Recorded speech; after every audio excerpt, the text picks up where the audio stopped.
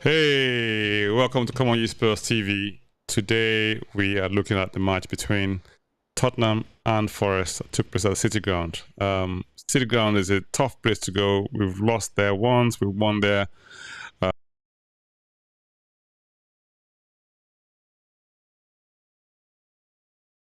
For a tough time. Now, to join me to look back at that game, I've got Deji on the line. Deji, welcome. How are you? Hey, Soji, I'm doing well. So great to get another win under our belts. Good news. An echo on your what's it? But I think we managed to get what you were saying. Right. If this is your first time here, this is Come On You Spurs TV, where we talk about everything Tottenham today. I'll ask that you kindly hit the subscribe button, like if you're here for the first time, share with your colleagues, friends, network, and let them the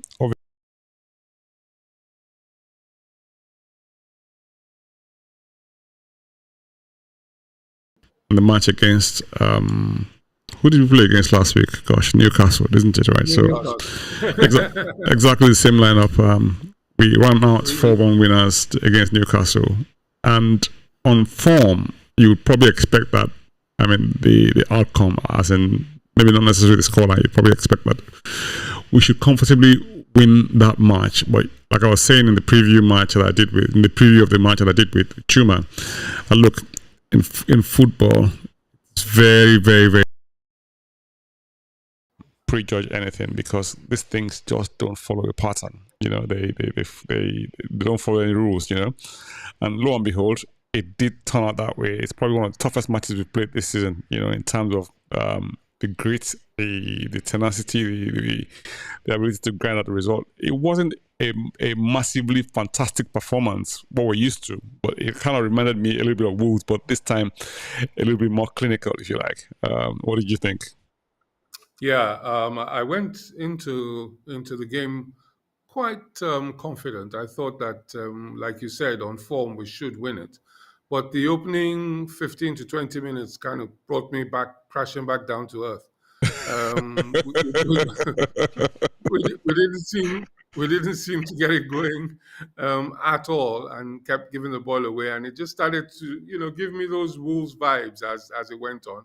Well, having said that, Deji, remember that we opened the first couple of minutes with Son in on goal, and they just got saved by the skin of their teeth with the keeper. I don't know. I'm sure the keeper didn't know anything about how he actually managed to save that match. Just made himself big and hope for the best. But somehow couldn't ding the ball over the keeper into the nets, because it was a really, really good chance. And Son on his normal day will finish that with aplomb. But for some reason, he just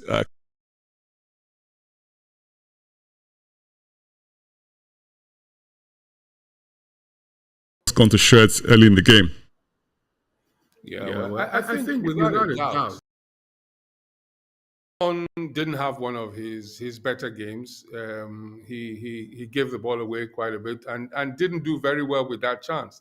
Usually, like you say, the Son we know would have put that one away. It would have been in the far corner before you knew it. But he kind of scoffed it a little bit, and it just kind of got to the keeper, and the keeper saved it.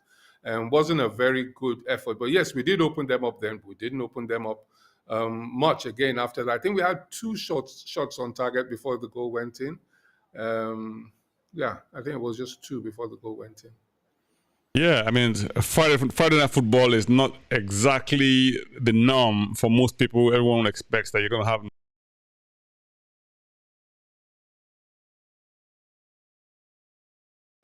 nothing really this late at the weekend. Most people have gone out to parties or weekend to the bars. But so you probably expect that people we didn't really watch that match. If you're watching this live, fantastic. Thank you for joining us. If you're watching this as a recording, please like, share, and obviously hit the bell button to get notified anytime we go live. And if you're not a subscriber, please subscribe as well to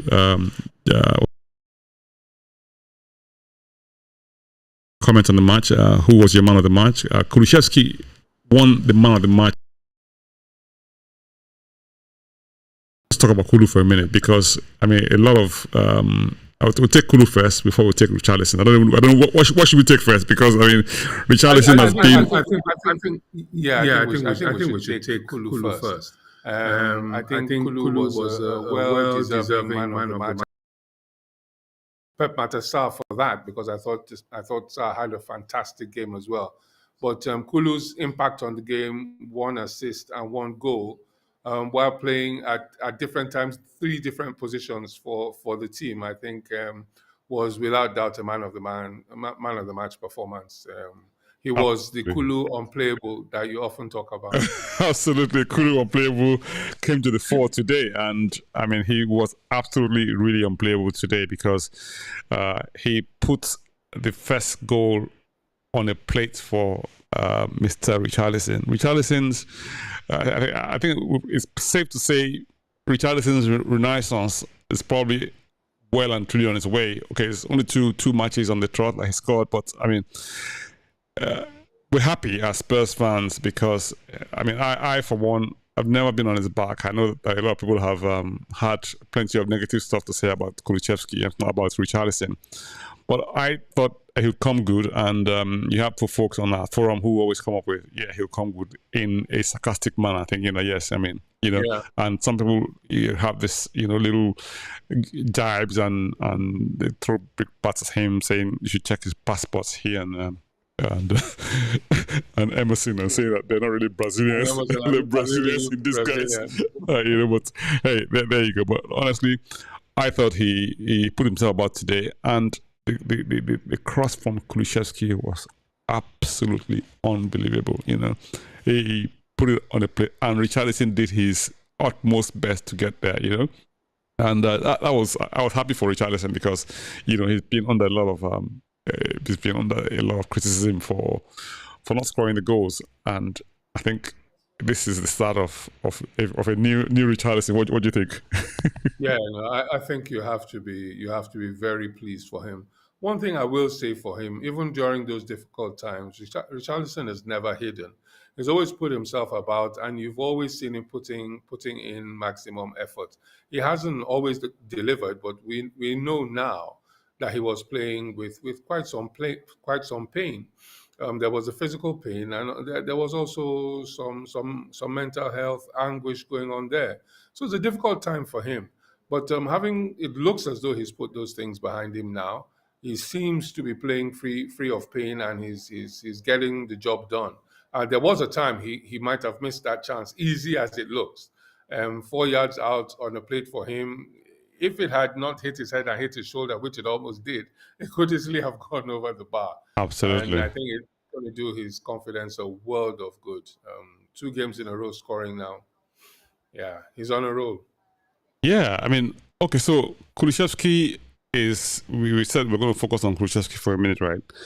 Now, here is Kulu, who in the first place,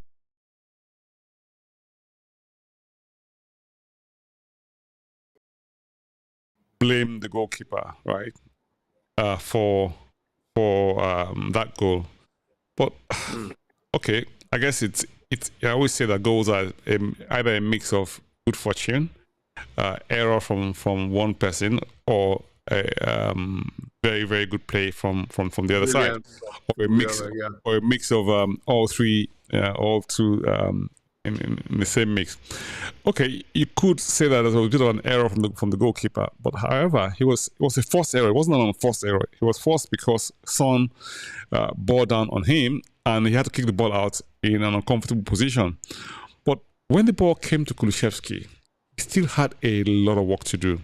It wasn't just a plain. It was a matter of almost like putting you to the dagger for the error you made. So a lot of people may not have scored that sort of goal, because he still had a lot of work to do. He has to go past the defender to begin with, right? And then the defender is expecting him to cut back on his left, and he just leathered it with his right foot. I mean, that is his weaker foot, for crying out loud, I mean, a lot of people on our forums, which, I mean, not just on our forums, across the media, always tell you that Kulusevski is always predictable. His game is predictable. He would always call back onto left foot, and he would miss a lot of chances as a result of that. But this is the second time this season that he scored fantastic goals with his right foot. I don't know if you remember the match against Sheffield United, when he actually cut in onto his right foot and the defender didn't. I mean, it was a brilliant goal. Brilliant goal. And today's match was just unbelievable. It was so ferocious a shot that the keeper was just let totally grounded. It was like, if you put your hand there, it's going to break your arm off. It was like, where did this come from? Exactly. I'd love to hear from you wherever you are. Keep your comments coming in. What do you think about today's match? Richarlison's performance, Kulusevski's performance. Now, I mean, there's so much to talk about this match. You have the performance of Richarlison, like we said, performance of Kulusevski, absolutely fantastic. Sarr, I thought, did really well as well. Now, but a few blots on the sheet for us. Okay, we had Bissouma got sent off. Udogie picked up a yellow that suspends him from the next match. So on the other hand, while we're trying to recover and get our team back together, yes, we're losing players to suspension this time around, rather than injuries. And then, of course, Brian Johnson went off injured in the first half from a head injury. Now, I'm not sure how serious that head injury was. I think it was maybe taken off as a precaution. It wasn't.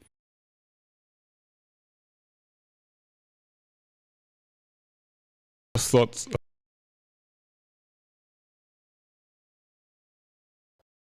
We almost don't play the victim. We don't play like, oh, woe is me, we're down to 10 men, or we have this person injured, and everyone is downcast.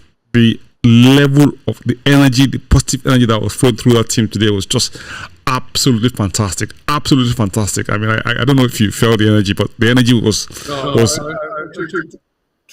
be honest with you, Soji, we have an incredible coach. Who is a real life communicator and who you can see how exactly he's building up the attitude of the team. Mm-hmm. Like you said, he never allows any excuses. They turn up and they give it 110% week in, week out, whatever adversity we are facing. And it's all credit to him, I will say, that he's got them with their heads in the right place. Just to go back on that, to Kulusevski's incredible second goal. The coach had been talking all week. It was just before the Newcastle game, after what we've been through against Wolves and in the previous game, when he kept saying there was just not enough conviction. And I think that was written all over the Kulusevski goal. He was one-on-one with the defender who showed him down the right side. Say, yes, you go on. You're not going to do anything with your right foot. And as you said, he levered it. The keeper is going to get some criticism. But the ball was past him before he could get his hands up. I know, right? So I think he's going to have a lot of credit for that. And I mean, excellent goal. Yes, the keeper made a mistake, but all those mistakes were forced. The pressing by Son forced him into the pass, which sent the ball to, who was it that laid it off to Kulu? And was it Kulu? No, it went off to Kulu. He picked it up himself. Yeah, he picked it up himself, exactly. And he advanced, and then he sort of went down the right-hand side, thinking, yes. Yeah. No excuses, Tottenham. Now, someone who also caught my eye today was Pedro Porro. Now, a lot of people, Porro, when he first came into the team, has always been subject of criticism because I can't remember the match we played against. I think it was Leicester, one of those matches when he got caught flat-footed. It was his debut, wasn't it? Yeah, I think it was his debut against Leicester. Yeah, he got caught out a few times flat-footed, and a couple of goals went in, under Conte. But the reasoning then was that Porro is really a wing back. He's not really an out-and-out right back in the mold of Emerson, and as such, when he came, he was in what you might call in competition for that role with Emerson. Now today, you look at Porro. You look at Emerson and you say to yourself, these guys are not in the same league whatsoever. I mean, he's miles and miles ahead of Emerson, so clearly in that, at least in the roles that they play at the back, even though at the start of the season, I think the first match against Brentford, Emerson played, and he scored a goal actually, if I recall, the first, and we felt that we then truly had a competition in that position.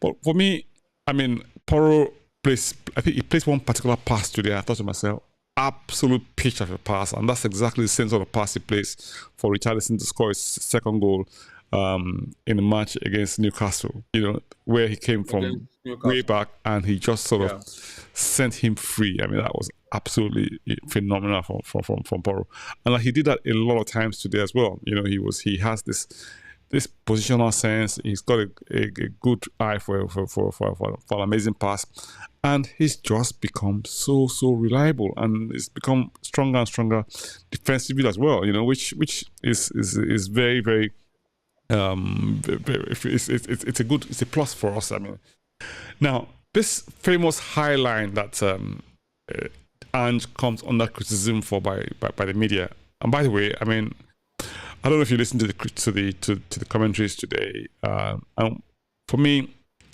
anytime you listen to commentaries, especially from the British press, if you like, it's always negative. I mean, it's always so negative. It's almost as if they've got this anti-Tottenham agenda in the way that they comment on our matches. Today, I thought the referee was an absolute disgrace. Because I thought so too. Yeah. They came in on challenges for us. In them, what's the other guy's name? The Brazilian guy who got a yellow card in the end. He was always so, and he never gave anything. There's a time when I think was it Porro who was on the floor and he didn't even give a foul. But I think it was Porro or Skip. I'm not even sure.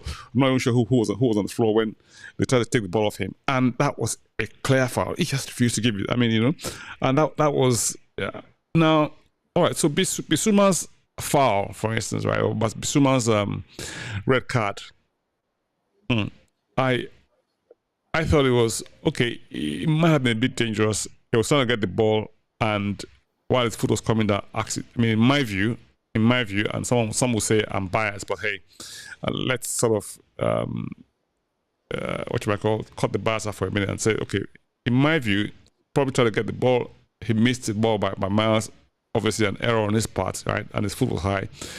I didn't actually catch him, head on, if you like. It was almost like a grace, almost like a little grace, And for me, I think the referee was right in the first place to have, given him yellow card for that, Now, I'm not sure that was a clear and obvious error.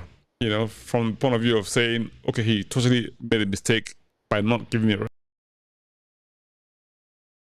I mean, what do you think? What do you think of that? Well, I watched it over.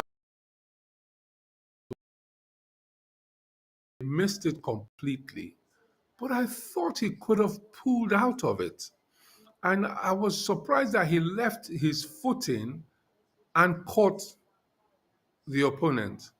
Now, if you look at it in real time, the ref gives a yellow card and it looks perfectly legit. But as soon as it goes to the VAR and they're looking at it at the monitor over and over again, and you can see how high his foot is, you can see that his studs are showing and that he has forward momentum until he makes contact with the opponent's leg. I thought it. Come on. I mean, what does that say to you? It wasn't clear. Yeah. Yes. So if it was not clear, and the rules say that unless a clear and obvious error on the or lack of availability for the team, what I've found so far in this pitching us or making us play badly, if anything at all, it's actually meant that we've actually played some really, really good football this season. You know, I mean, the levels have not dropped at all. You know, despite the injuries, despite the suspensions. You know, after the Chelsea match, we lost lost 4 players, right? Even though we lost some matches, the tenacity, the vibes, the application, the drive was just been absolutely immense. And I just love Ant Postecoglou. You know, you have to give that man flowers. You've got to give him kudos. I mean, because he's brought in a style of play that is just absolutely immense for that team. And I know we've gone on and on about this. I mean, over the course of the season and what he's done. But when you hear the players talk about him and the things they say about him, Kulusevski says that he's probably he likes listening to his team talk. You know, that when he talks, he actually I said, look, attacker, you know, number 10, you know, and all of this is because he can play across the whole front line, and he does a fantastic job for the team. He said, look, to mess about, we play to win, and that has been the way that we've played all season.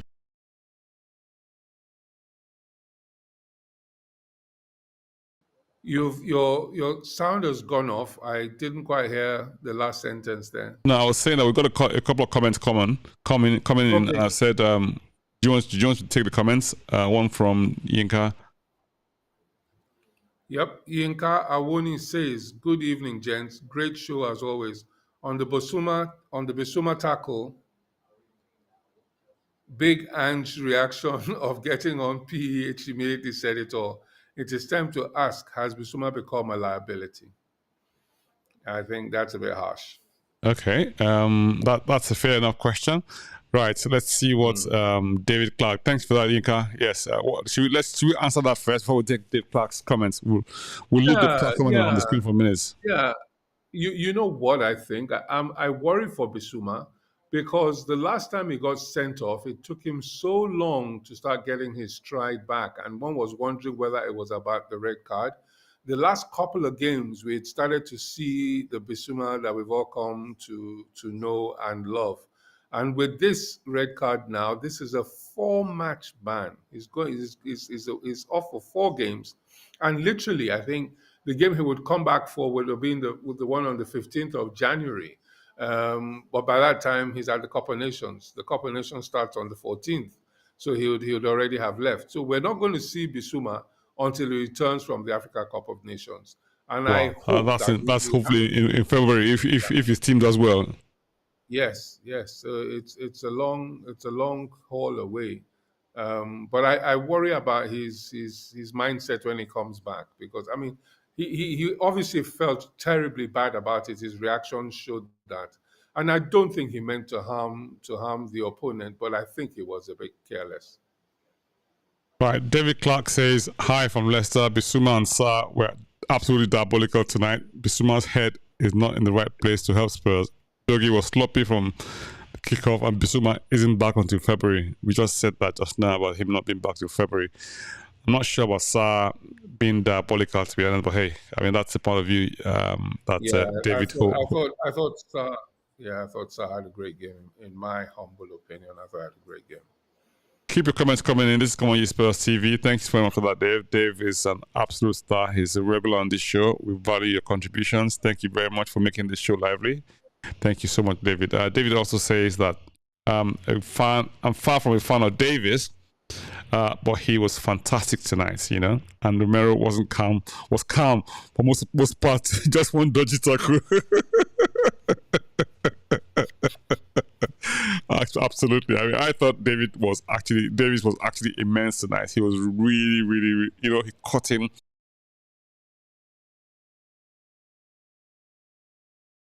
It's boring, and he didn't give anything away. He gave nothing away today. I thought Davis, fantastic, you know. Yeah, I thought he was good as well. I thought he had a good game. He's growing into the central defense position in a back four.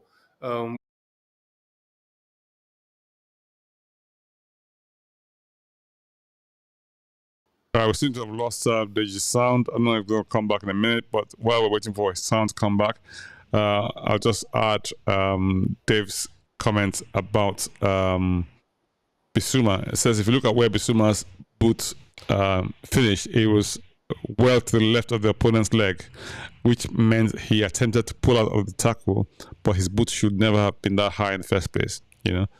So yeah, I mean that's fair enough, which is what we said earlier on. Kind of vindicated what or sort of agreed with our perspective. Thanks very much for that, David. Yinka says thanks for answering questions back. I'm gonna have a sit down. Can you hear us, Deji? Yep, I can hear you guys. Can you hear me? Yeah, we can hear you now. Yes. Do you want to take this one? Yeah, thanks for answering. So that's Yinka Woni again. Thanks for answering questions back.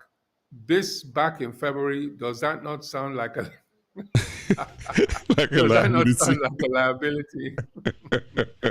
Well, February includes the Nations Cup, so yeah, if it's a liability to have to play for your country, then yeah, I guess it is. Yeah, so there you go. We also have a comment from David. So it says if all went wrong for Spurs when Spurs players in transition give sloppy passes, allowing our opponents to break into the open space. Yes, that's you're right. I mean, we had a lot of sloppy passes, especially in the first half, you know, where for some reason we just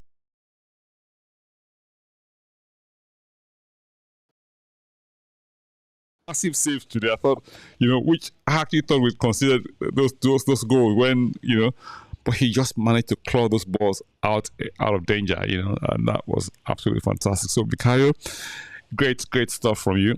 It's late tonight, and we're not gonna be too long here. I mean, obviously people are gone to bed, and you know, I can see that he actually looks sleepy, like he wants to get to bed, you know. No, I'm doing fine. Yeah, your eyes say something different, fine. You know. You must be saying. No.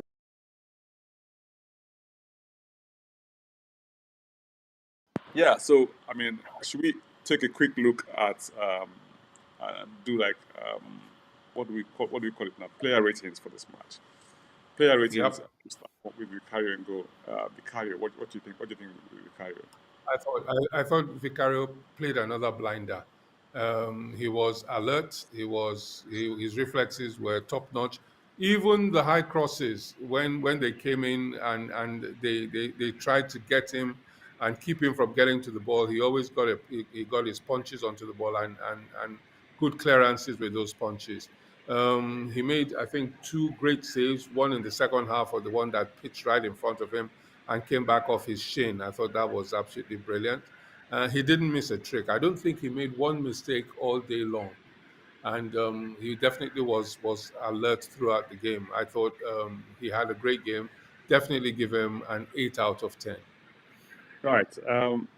I wouldn't go as far as 8 for a number of reasons, because I saw he had difficulty dealing with. There's one point in the match when I thought he was a little bit sloppy in not catching the ball when one of those long throw-ins came in, and it almost resulted in a goal because the attacker or whoever was in the box at that time didn't realize how he was in a good position. So, you know, and it was too late by the time he could adjust his position. The ball had been cleared off, and that was one point a little bit concerning. I mean, at that point in time, but overall, yeah, I think Vicario deserves 7.5 from me. Yeah, so 7.5 from me for Vicario. Before we continue, I know we're going to do player ratings for everyone down the line, but Dave is what you might call one of those regular. I mean, Richarlison is not Dave's favorite person, you know, but hey, he got to give Richarlison some praise, you know, although his ball control isn't great, but his movement and quality, the movement is quality. And now he's 100% fit. He may be a powerhouse in the box. Oh wow, that's great praise coming from David. Considering Richarlison has not been your favorite person this season or ever, but there you go. Thank you very much for that. Let's have a look here. So what do you say about Vicario? Do you want to take that, did you? Vicario 8. That's from David Clark. But early on, he was a nervous wreck. that push out in front of him was not clever. I think that's the one you were talking about. Exactly, that's what I'm talking about. Absolutely, yeah. So yeah, he gets an 8 despite that. Well done, Vicario, because he actually saved two dead set goals. You know, I actually thought Yeah. those both running, which was very good. So well done, Vicario. Right, Pedro Porro on the right hand side. Pedro Porro, tell me. I'm thinking it wasn't one of his better days. I listened to what you said about him. He was, I think, fairly good going forward, but he gave the ball away a lot in defense and was passed too easily on one or two occasions by the pacey, powerful wingers. He's got to learn to get his body between the attacking player and the football. I don't know whether those guys were that quick or Porro himself is a little slow, but I've always thought he's no slouch at all. I mean, other than the first few games before he got up to sufficient. But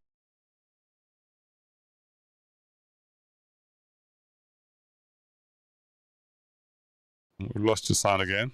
oh, really? My sound went off? Yes. Can you repeat that? Oh, yes. I said that I thought Vicario didn't have one of his better outings. You mean Pedro Porro, you mean? Sorry, Porro. Yes. Porro didn't have one of his better outings, especially in defense. He did create a little bit going forward, but he was too easily passed on more than one occasion by the pacey wingers that Forest deployed. I thought that he could have done a lot better. Playing the ball out of defense as well tended to give it away too often. So for me, it's a 6 at best. 6 out of 10. 6 for Porro. Okay, I'll give him a 7 for that. I mean, for his performance. So 6 and 7. I don't know what you guys think at home. Right, so let's have a look. And then he goes, Yinka says Venom Venom Vicario, right? Was awesome again today and all season. Yes, he has been, absolutely. Couldn't agree more. Right.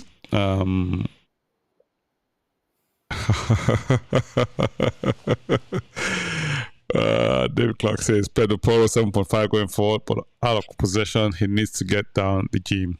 He defends like a ballet dancer. Did Porro make an assist? No, he didn't. I think the assist was from Kulusevski. And the goal was from Kulusevski as well. More or less self-made, if you like, for that second goal. So there you go. With a good dollop of help from Heung-min Son, the captain, for his great press on the goal. With the press to force the points. Right. Christian Romero, Kuti Romero. What do you think? Yeah, I thought he.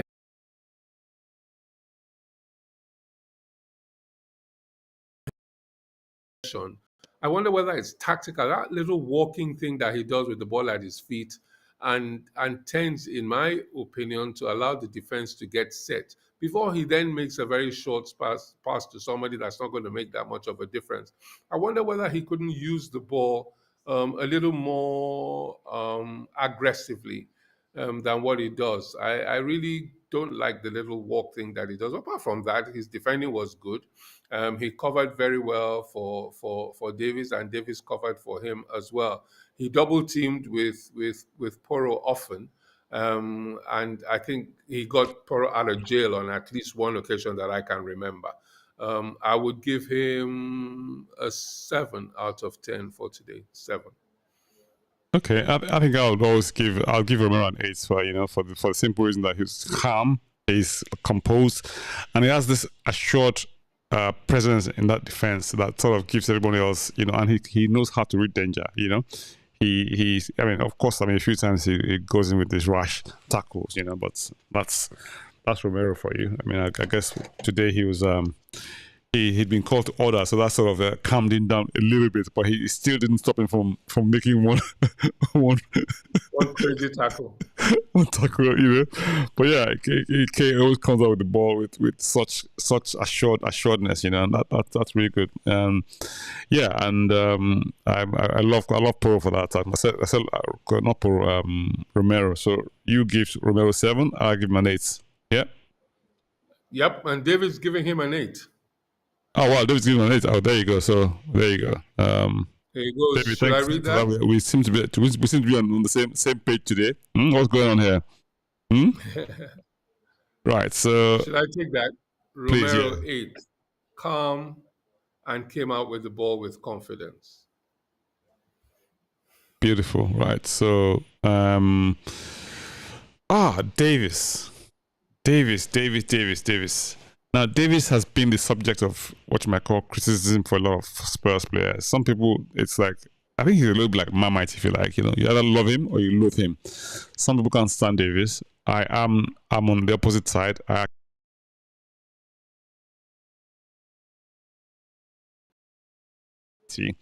But you know what you get from Davis. You get a performance, you get commitment, you get, you know, the fire in the belly, you know, and yeah, and I think he's the kind of player that the gaffer knows that they can rely on to get you out of jail, especially when you need to be, you know, last ditch, you know, be composed and all that. So he may not have speed. Sometimes he misreads the game, but overall, his commitment, his drive, his excellence, and all, it's just good to see. I like Ben was really good. You can say it's Ben 10 Davis. So are you giving Ben a 10? Come on, tell me. I mean, what do you think, DG? I think that Davis is an interesting thing, and the reason he divides opinions so greatly is because I think for the purists who like to see mega talented players playing in their football team, Davis isn't quite one of those, but he gives you 110% whenever he gets on the pitch. Yeah, Against very tricky and talented attackers, if he's exposed one-on-one, chances are that they'll get past him. But he does cover very well. He reads the game very well, and he absolutely. plays I think he does. with all heart. He does. He does. He does. He I thought does. he had a great game today. I would give him an 8 out of 10. Not the Ben 10 Davis that Yinks is giving him, but I would give him an 8. Interesting. Yeah, Yinks has given him 10. Oh wow, that's huge. Well, I don't know if that's actually a 10 or whether he's seeing Betancourt I know, vibes right? with. I think he's giving me 10. That's what he said to us. Now, I would go for a 9 for Davis, because today I thought he was amazing. He didn't put any foot wrong, and I'm not one of those who. Well, I don't do hype, if you like, but I thought he did really, really well. He did fantastic today. You know, he just closed everything out. You know, he was effective. He read the game so well. He was composed, and he was just so determined to make sure that nothing went wrong.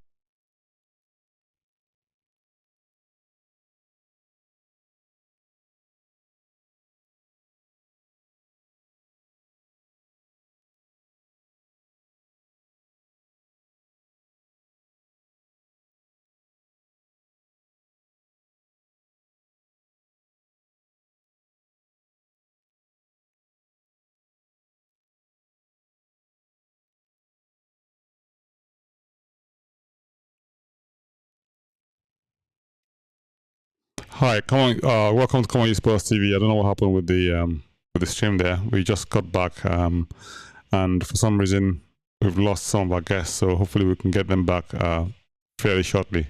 Yeah, but yeah, that's what's it called for you? Technical difficulties. I'm not sure what's going on, but hey, we'll get to the bottom of it. Dave Clark says, I can't believe I'm saying this, but he was faultless. You know, I would only have to lie down in a dark room. That's really funny. Yeah, so that's Davis for you. Now, keep your comments coming in on the players. Keep your comments coming in on the performances of the team. Right. In terms of the what's it called? Destiny Udogie. Now, I thought Destiny played reasonably okay, but he kind of went in on a tackle, which I felt was a little bit unfortunate to get booked for that tackle, you know. But there you go. But because of the booking, he's going to be away, or he's going to be suspended for the next match at home to Everton on the 23rd of December, which is I think next week Sunday, or I think yes, next Sunday 2 p.m. To kick off at the Tottenham Hotspur Stadium. But yeah, I mean, I'm of the view, if you like, that he was maybe a little bit unfortunate to get booked in that for that tackle. Yeah, so that's Udogie for you. But I'll probably give Udogie a 7 for his performance today. I thought he did reasonably well, you know, and for someone who consistently performs, that was typical of him today as well. Yeah, so keep your comments coming in. With the central midfield pairing, we had Kulusevski. Sorry, we had Bissouma and we had Sarr. Pape Matar, I thought did reasonably okay, but the only thing with him and Bissouma today was they kept giving away balls in dangerous areas, and which sort of put a lot of pressure on the rest of the team. But overall, I thought Sarr gave reasonably good performance for today. I mean, Bissouma, he hasn't been at his best lately, and I mean that sort of the pass, or sorry, the tackle that led to this, being given a red card. For me, it was a bit unfortunate, but I mean, if you leave your leg that high, you're asking for trouble, and trouble he got. So yes, I mean, I'll probably end up getting a 5 from me on account of that. But overall, I would give 7 today.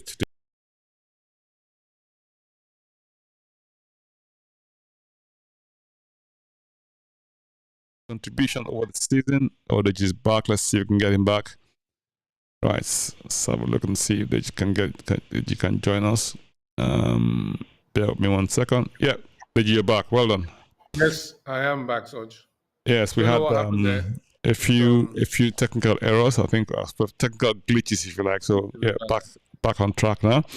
Yeah, so Yinka says, what's he say, for his contribution over the season, for coming in to cover our.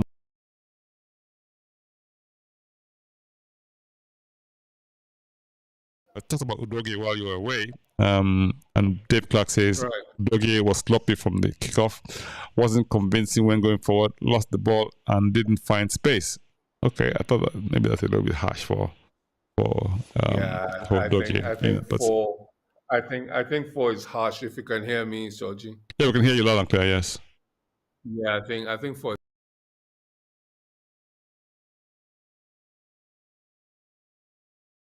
Again, it looks like we lost Deji's voice. Whoa. Okay.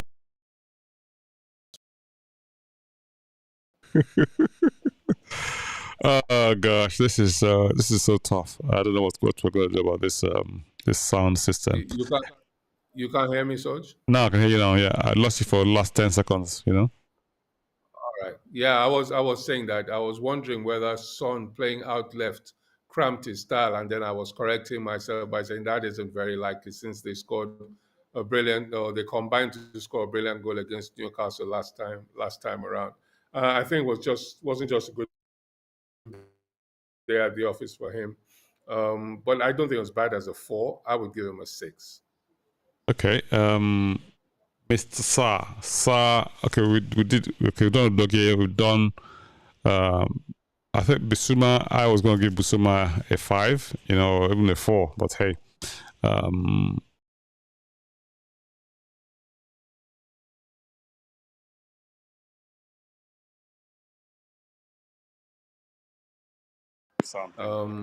Yeah.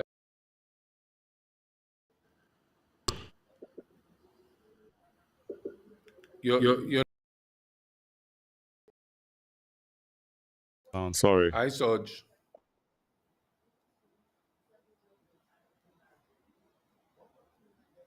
See Ben. Yeah, so Ben says 4. You must have missed the first half. Haha. Yeah, Destiny's form has been up and down due to his high level, and we have given the rookie. We have to give the rookie time. That's Yinka says Destiny 5. Bissouma -4.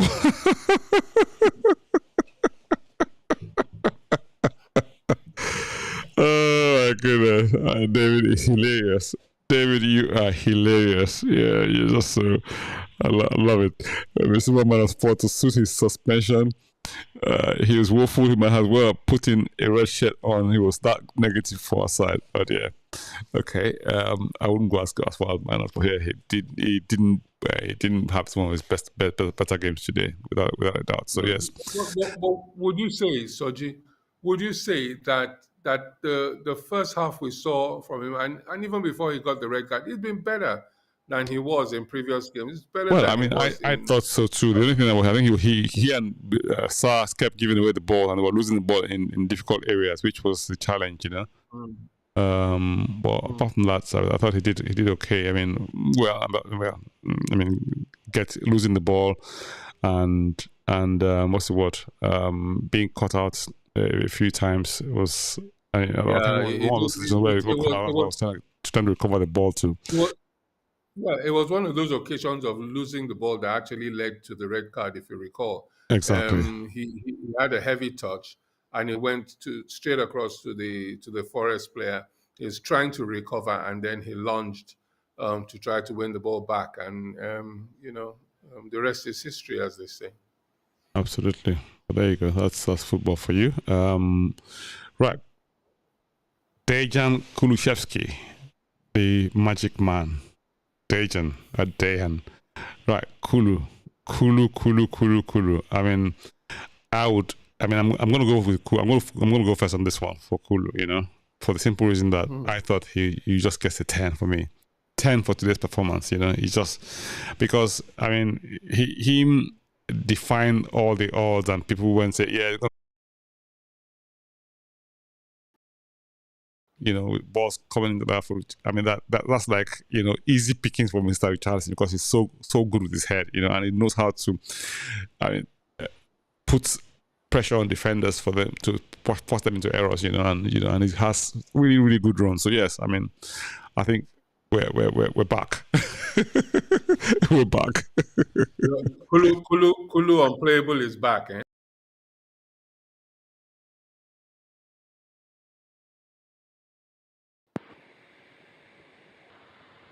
What do you think about Kulusevski? Yeah, I thought he had a great game. His versatility was fully on show. I think he started playing down the middle in the 10 role when I thought he looked even more effective than he ever looks on the wing. But what I will say is that I saw something that I hadn't seen from him previously out on the right, and that was putting in the early cross for Richarlison to score. Yeah. Usually, he tends to run and get deeper before he puts a cross in, but this time he just got his head up and he put in an inch perfect cross, you know, an in swinger with the left foot, and which, you know, if the defender or the goalie, I think more the goalie, doesn't get something on that, then the striker is going to score. I thought I had a great game. He ran and ran and ran. He still put in a shift in defense. He double teamed with Poro when he could, when he was on the right side, and he's, you know, I didn't even realize that he's the one who's run the most kilometers in the Premiership. But now thinking about it, I think it's fairly obvious. He's a great asset to have. I'll give him a 9.5, like Fantastic. David. Yes. I mean, I couldn't agree more. I mean, I would even give him 10, to be honest. You and David Clark, I don't know what you're doing with your 0.5s and giving them, you know, but yes. Yinka agrees with me. Thank you, Yinka. You know, that's beautiful. He says, the Mercurial Mask Avenger. Kulu. Every EU represents a goal and assist he has provided at Spurs. 10-10 for the number 10. Absolutely fantastic. That's really good. Thank you so much, Yinka. Thank you for the comments as well, David. We appreciate you. And yeah, Yinka also says Starboy has become integral to the team. And he doesn't.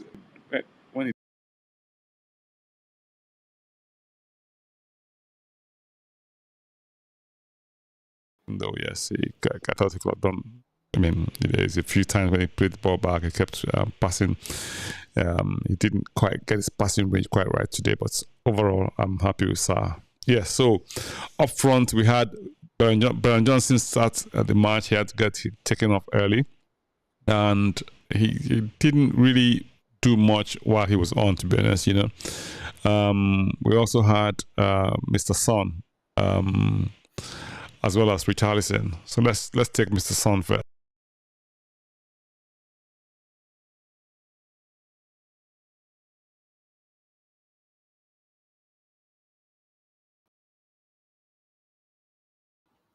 Can you hear me? Right. I can hear you now, Koji. Right. I couldn't hear you for about a few seconds there. Yeah, I was saying that Sa didn't play that badly, but he could have been, you know, but he was integral to the energy of the team, like Yinka says, and I agree with that. I was asking about the front three of Richarlison, Son, and Bernard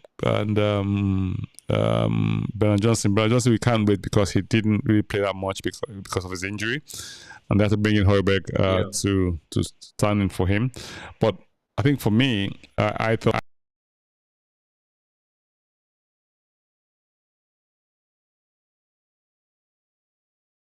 Right, so Richarlison scored the goal, and Son, he didn't. He had a chance early in the first half to get a ball past to the keeper, and keeper made a save. I mean, I'm not sure how much you knew about that save, like I said earlier on, but overall, Richarlison gave a really good account of himself, and I would give him an 8 easily. You know, I'll give, you know.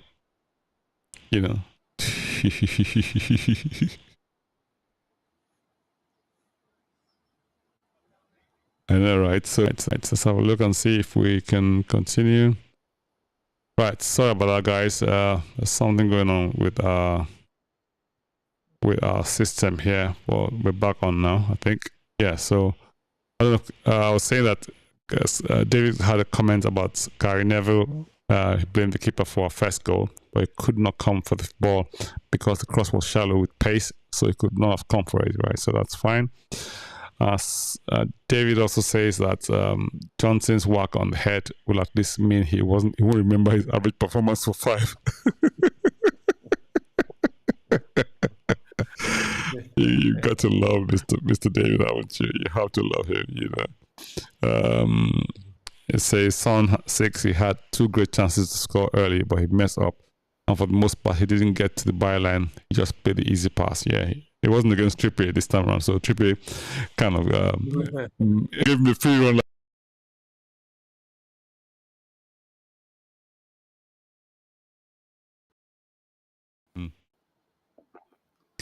Right, Deji. For the team overall, what would you give to the team?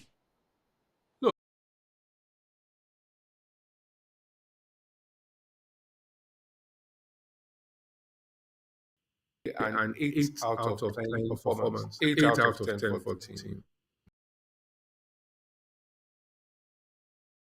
Get that, circumstances, you know, playing against a team that were on the back foot, and they were fighting for their lives, you know. And I thought they gave a good performance overall in difficult circumstances, which was really a real show of character. And the character they displayed today was actually spectacular. I love that. I love this. And they came with a clean sheet, even with 10 men, you know, with 20 minutes to go away from home. That was, I mean, masterclass performance. Ange. What would you give Ange?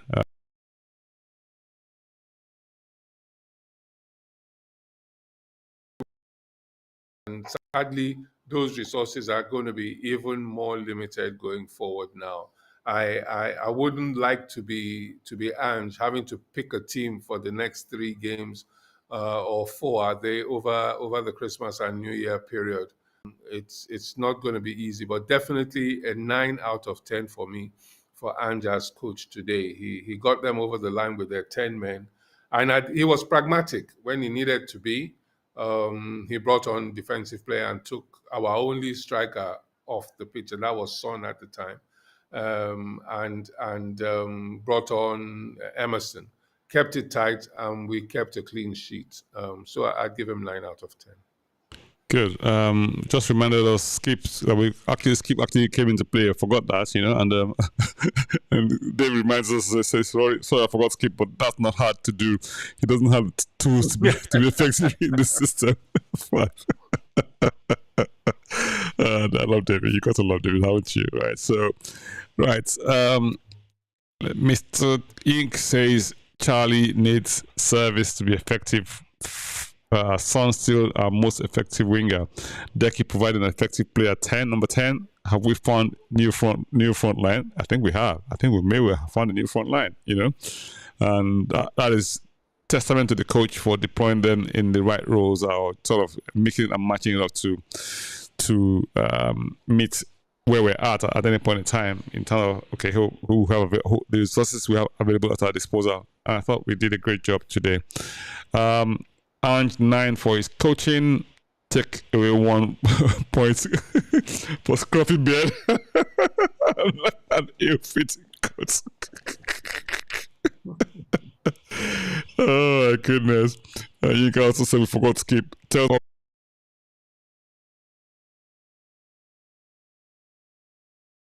more saying that to myself because of the match. Has anyone seen Skip? You know, but hey. I know. Some vital interceptions in midfield. I missed what did you say about Skip? I said Skippy wasn't that bad. I thought he put himself about when he came on. He made some vital interceptions in midfield. He did do that, but not enough to be honest. But there you go. He always gets the bad rap. Final words for you, Deji, from Nyikala. Great win. Okay, you want me to take Inka's comment? No. I mean, final word. Final comment. I thought we're taking Inka's comment, haven't we? I think. Soji, I think it was a good outing. You have to be able to win ugly. It is actually at that stage of the season when all that matters is that you get the points. We've got quite a run of games coming up. They are against teams that we should not be afraid of. So we have a relatively good set of fixtures over the Christmas and New Year period. If we can take a few wins out of that, we should come out at the other end even higher on that table than we are now. They're going to drop points. I think a couple of the big boys are playing tomorrow. United are playing Liverpool, even though I think Liverpool get the 3 points. But look, for us, I think it was a good outing. We got the 3 points. We kept a clean sheet. Momentum is gathering. Richarlison scored a goal. The keeper was brilliant, and the team looks solid. So more power. Come on, you Spurs. I think it should be a good festive period for us. Thank you so much, Dave Clark, for those final comments. 8 for the away fans, freezing their nuts off by the river turns. Absolutely fantastic. The fans have always been fantastic. Standing ovation for them. Big up the fans. They did it fantastic.